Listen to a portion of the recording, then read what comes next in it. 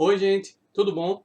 Estamos agora no nosso vídeo 3 e o tema de hoje é função afim. Vem comigo. Imagine a seguinte situação. O valor cobrado por um taxista, ele é dividido em duas parcelas. Uma parcela fixa no valor de R$4, que a gente vai denominar de bandeirada. Esse valor independe da distância percorrida, tá? E uma outra parcela que é variável, onde o freguês, o cliente lá do taxista, vai pagar R$2,20 por cada quilômetro rodado. Ou seja, se uma pessoa fizer uma corrida de 2 quilômetros, ele vai pagar R$4, mais duas vezes R$2,20. Por que duas vezes? Porque foram 2 quilômetros. Então essa distância sempre vai ser multiplicada por R$2,20. Tá certo? Vamos ver o que é que ele pergunta. Nesse caso, qual é a fórmula que expressa P, que é o preço da corrida em reais, em função de x, que é a distância percorrida em quilômetros? Então a gente já viu que P tem duas parcelas. De certeza, de cara aqui a gente já mata que P é igual a R$4 mais alguma coisinha. Que coisinha é essa? É R$2,20 por quilômetro, Rildo. Então R$2,20 vezes a distância, que ele chamou de x, certo? Como a adição é comutativa, eu posso alterar essa ordem aqui, só em termos de organização, e a gente tem isso. Ou seja, 2,20 vezes x mais 4, que é a função que nos indica o preço de acordo com x, que é a distância. Essa função é um exemplo de função afim. Tá, Rildo, mas eu não sei o porquê dela ser chamada de função afim. Mas vem comigo, vê agora a definição de função afim, para ver se fica mais claro para vocês. Então a gente vai chamar de função polinomial do primeiro grau ou função afim, tanto faz, tá, gente? Quando uma função, qualquer função de R em R, por que de R em R?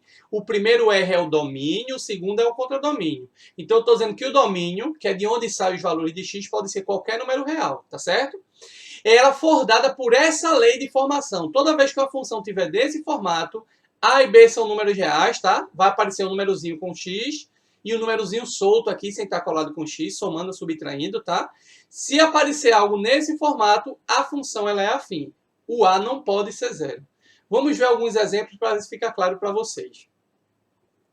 Letra A a gente vai chamar de coeficiente angular e letra B de coeficiente linear. Os dois podem ser quaisquer números reais, tá bom? Exceto zero, não pode aparecer em A, mas em B não tem problema. Vê aqui. Eu estou aqui com essas funções, quero saber quais delas são função afim e depois dizer quais são os seus coeficientes, A e B, tá bom? Então, no primeiro exemplo, a gente tem uma função afim, ó, tá bem parecida com o exemplo dado lá em cima, tá?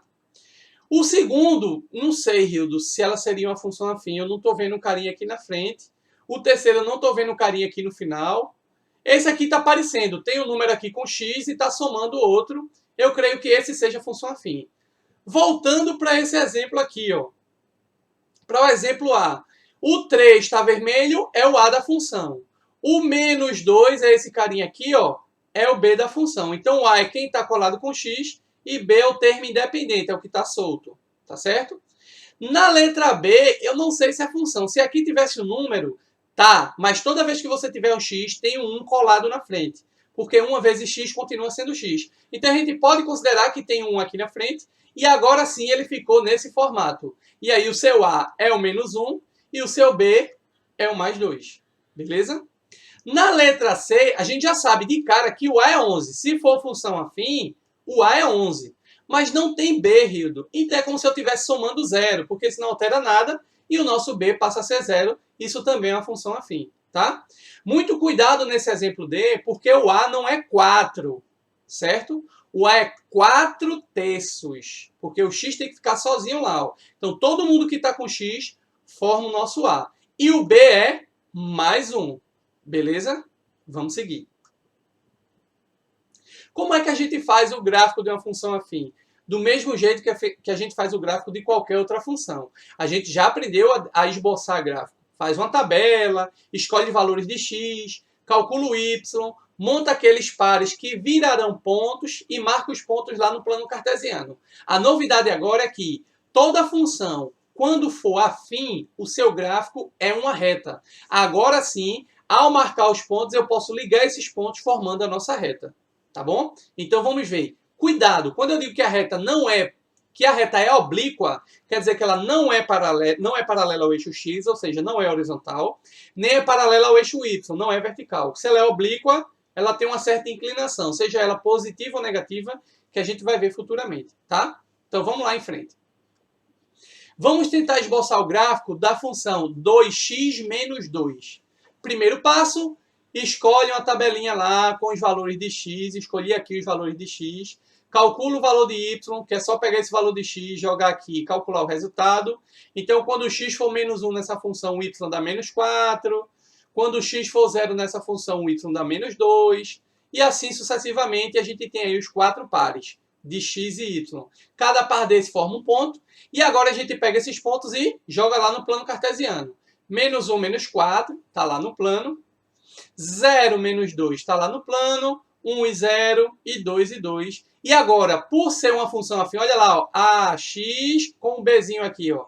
Por ser uma função afim, eu sei que é uma reta. Ligo os pontos e a gente tem aí o gráfico dessa função.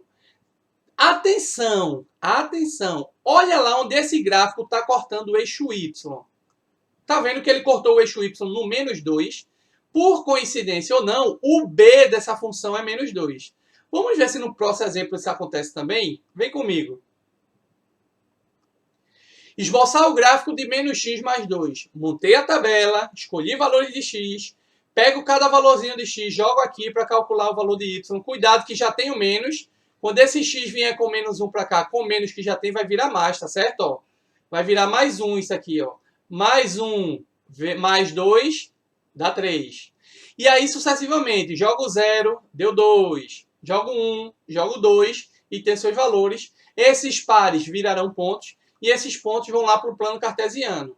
Menos 1, 3, 0, 2, 1, 1, 2, 0. Ligou, achou a reta. De novo eu pergunto a vocês, onde é que a reta do gráfico está cortando o eixo Y? No 2, positivo. Coincidência ou não, o B também é 2. Não é coincidência, gente. Então se liga. O B, numa função afim, sempre vai indicar onde a reta corta o eixo Y. Beleza? Vamos em frente. O que é o zero da função? Como a gente já viu, a função que a gente chama de f de x, que é a mesma coisa que y, se eu estou falando em zero da função, eu estou falando quando o y, que é a função, for zero. Então, determinar o zero da função é determinar o valor de x que faz com que o y seja zero. De forma prática, para determinar o zero da função, é só você pegar o y, trocar por zero, vira uma equação e você calcula o valor de x nessa equação. Vê aqui no exemplo, ó. Calcule o zero da função em 2x menos 18. Então, a função é y igual a 2x menos 18. Então, troca o y por zero e resolve essa equação aqui, ó. Fácil. 2x menos 18 é 0, menos 18 vai para lá mais. 0 mais 18, que é 18. E aí o 2 que está aqui no x vai dividindo. Aí vai ficar 18 sobre 2, que é 9. Então, esse 9 é o nosso zero da função. O que é que esse zero da função implica? Então, esse é o valor que, se você pegar e jogar aqui no x, o resultado de y é zero. Vamos ver outro exemplo? Determine o zero da função de y igual a menos 3x menos 12. Mais uma vez, joga zero aqui, então a gente vai ter menos 3x menos 12 igual a zero. O menos 12 vai para lá mais, então 0 mais 12 dá 12. E ficou menos 3x igual a 12. Se o x, ou quem está coladinho com ele, for negativo, ó, você multiplica por menos 1. Ao multiplicar por menos 1, todo mundo da equação, não é só o x, troca de sinal. O menos 3x vira mais e o 12 vira menos. E aí passa o 3 dividindo e a gente vai ter como resultado menos 4. O que é que esse menos 4 significa? Zero da função, que se eu jogo menos 4 aqui em x e calculo y, ele vai dar zero. Beleza? Em termos de gráfico, o zero da função nos mostra onde a reta corta o eixo x. O b da função, que nesse caso é menos 12, diz que a reta vai cortar o eixo y em menos 12. E o zero da função, que é menos 4, nos diz que a reta vai cortar o eixo x em menos 4. Beleza? Então, ó, vai cortar o eixo x em menos 4. O zero da função indica onde corta o eixo x. Não esquece. Olhou para a função, quero saber onde corta y.